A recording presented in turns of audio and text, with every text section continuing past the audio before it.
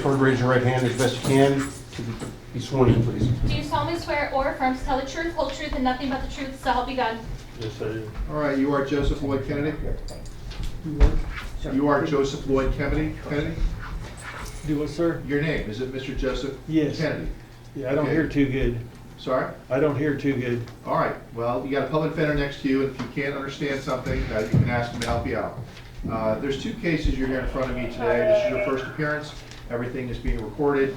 There's a prosecutor in the room. It's not in your best interest to talk about the case.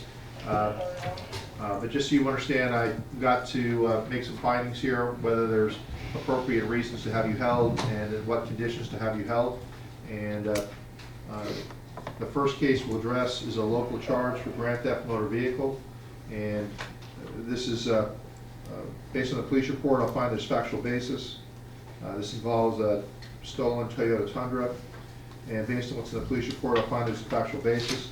I'm going to leave the bond set on that at $2,500. I'll appoint a public defender to represent you.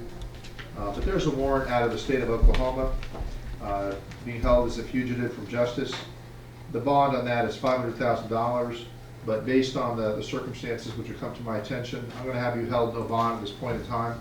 The public defender's office or an attorney can file for a bond motion if you wish.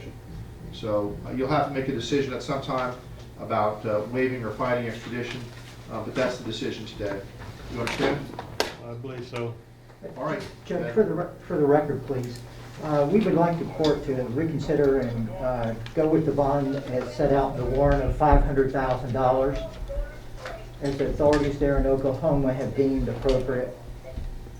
I understand it, and I see the warrant which calls for that amount.